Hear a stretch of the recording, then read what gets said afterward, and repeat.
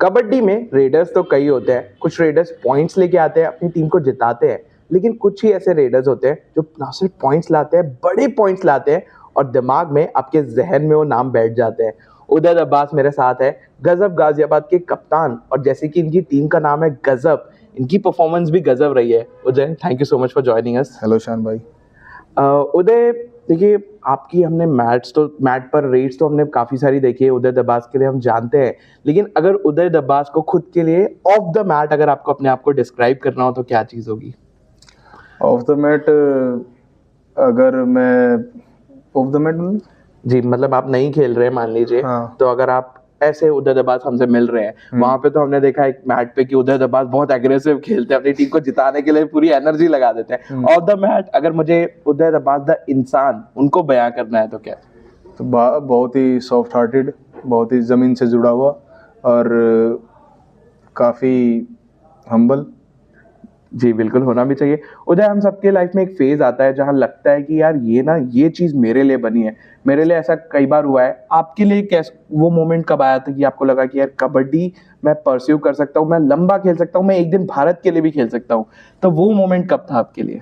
वो मोमेंट तभी था, बस मेरे माँ बाप का सपोर्ट कि तुझे जब तक करना है तू कर, हम तेरे साथ हैं। तो अब तक उधर आपकी जर्नी कैसे रही है? हमने देखा कि परफॉर्मेंस तो आती है, लेकिन ऑब्वियसली बिहाइंड द सीन्स भी बहुत सारी चीज़ें होती है, आपका हार्डवर्क होता है, आपकी प्रेपरेशंस होती है, तो अब तक वो जर्नी कैसे रही है? जर्नी काफ़ी अच्छी रही है, खूब प्रैक्टिस की है, 3 टाइम प्रैक्टिस की है और प्रिपरेशन भी काफ़ी अच्छी रही है और डाइट इंक्लूड स्ट्रेंथ ट्रेनिंग काफ़ी अच्छी रही है।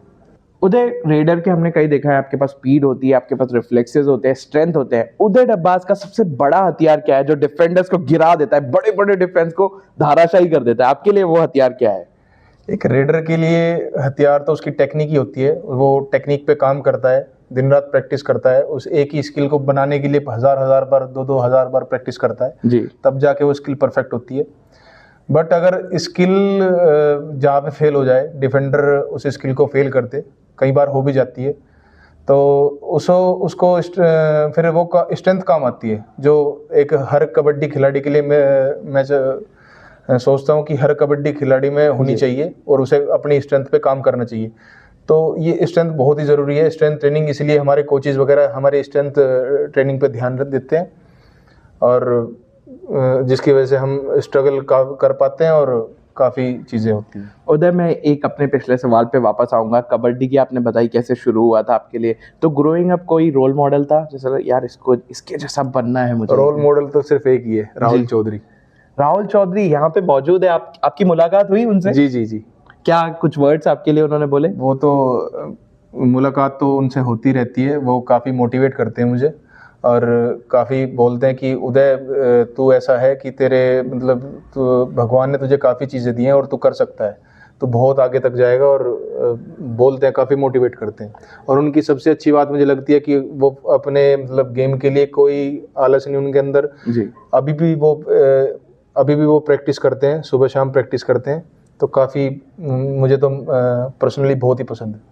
और आपने बताया, हम जो हमारे व्यूअर्स हैं उनको बता दें, सिर्फ 6 मैच हुए थे यूपीकेएल में 100 पॉइंट्स क्रॉस कर गया था ये आदमी। हमने कहा भाई ये इंसान नहीं है, दूसरे प्लेनेट से आया है ये बंदा। 100 पॉइंट्स सिर्फ 6 मैचों में और रिकॉर्ड बना दिया।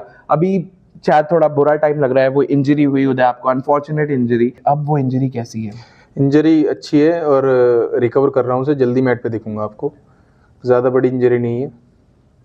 और उधर खिलाड़ी के लिए इम्पोर्टेंट हो जाता है कि इंजरी, ऑब्वियसली हिम्मत हार जाता है कई खिलाड़ी उस मोमेंट पे, वो चाहता है कि मैट पे रहे, परफॉर्म करें। तो आप इस फेज से कैसे डील करते हैं कि यार अभी तो मैं ऑफ द मैट हूँ? कैसे अपने आप को मोटिवेट रखते हैं? बस खिलाड़ी की इंजरी तो होती रहती है जी। इंजरी होती है, फिर खिलाड़ी रिकवर करता है जी। लेकिन मैट तो ऐसी चीज़ है कि खिलाड़ी का मन करता है कि खेलने का, बाहर बैठे बैठे भी अगर बाहर है खिलाड़ी तो मन करता है कि मैं अपनी टीम के लिए कुछ करूं और कुछ करके दिखाऊं, ताकि मेरे जो कोच है वो खुश हो और मेरी टीम जो है उनका मोटिवेशन हो और मोटिवेट हो, ताकि हम नेक्स्ट मैच की प्रिपरेशन अच्छे से करें और उस नेक्स्ट मैच के लिए प्रिपेयर्ड रहे और मोटिवेट रहे। और उदय, जब आपको कभी मैच पे ऐसा लगता होगा कि यार आज मैं ना, मेरा आज दिन नहीं है, आज मैं फंस रहा हूँ बार बार, आज डिफेंस भी बहुत अच्छा है, लेफ्ट कॉर्नर राइट कॉर्नर दोनों बहुत अच्छे हैं इस टीम के खिलाफ, तब आपकी गो टू मूव क्या होती है? कैसे उस सिचुएशन से अपने आप को निकालने के लिए आप क्या करते हैं? बस वो थोड़ा माइंड यूज करना पड़ता है जी। और दूसरों के माइंड से खेलना पड़ता है। फेक डोज देनी पड़ती है, कभी झूठा कभी सच्चा। तो उस अगर रेडर में दिमाग हो तो वो कर लेता है, सक्सेस हो जाता है। बिल्कुल सर, दिमाग के बिना कोई भी स्पोर्ट्स पर्सन सक्सेसफुल नहीं हो सकता। उदय ने भी ये क्लियर कर दिया। और उदय, जब आप डू और डाई रेड के लिए जाते हैं तब जहन में क्या चल रहा होता है, दिमाग में तब क्या चल रहा होता है? तब बस यही चल रहा होता है कि मैं अपने टीम के लिए कुछ करूं और मेरे पे एक जो रिस्पॉन्सिबिलिटी है डू और डाई रेड की, वो उसमें मैं सक्सेस हूं और अपनी टीम के लिए कुछ करके दिखाऊं। और मान लीजिए कि अगर डू और डाई रेड है, उसमें आप अनसक्सेसफुल हो गए, थोड़ा ऑफ द टाइम आपने बताया मैट के बाहर है, फिर वापस आके दिमाग में क्या चलता है? वापस आके दिमाग में ये चलता है कि मेरा मुझसे जो गलती हुई है मुझे नेक्स्ट टाइम सुधारूं जी।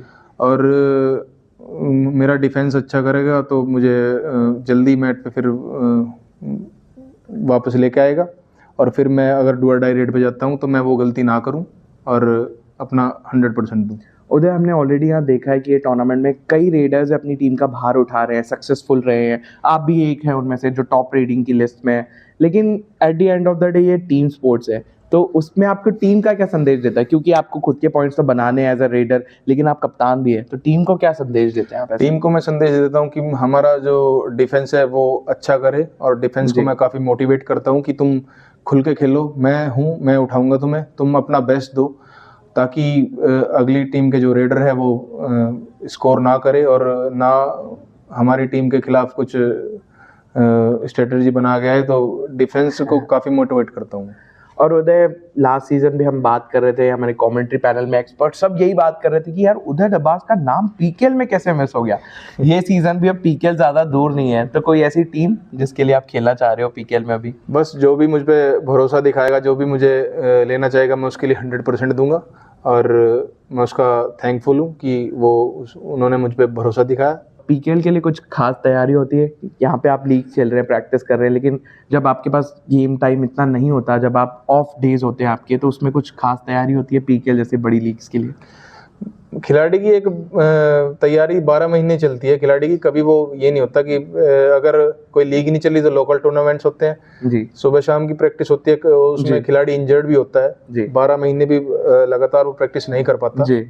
तो धीरे धीरे रिकवरी भी करता है वो, तो फिर मैट पे उतरता है, फिर अगर चोट लग जाए फिर उसे रिकवर करके फिर मैट पे उतरता है। तो खिलाड़ी के साथ चलते रहते हैं, पर खिलाड़ी रुकता कभी नहीं। Now it's time for our rapid fire. Uday, आप सबसे ज्यादा टफ क्या सोचते हैं, लेफ्ट कॉर्नर की तरफ जाना या राइट कॉर्नर की तरफ जाना? या आप डिफेंस देख के डिसाइड करते हैं कि मुझे कहाँ जाना है? टफ मुझे कहीं नहीं लगता, क्योंकि प्रैक्टिस अगर अच्छी हो तो जी। टफ कुछ नहीं है। और स्पीड रीडिंग या पावर रीडिंग, क्या बिलीव करते हैं आप? टेक्निकल रीडिंग जी।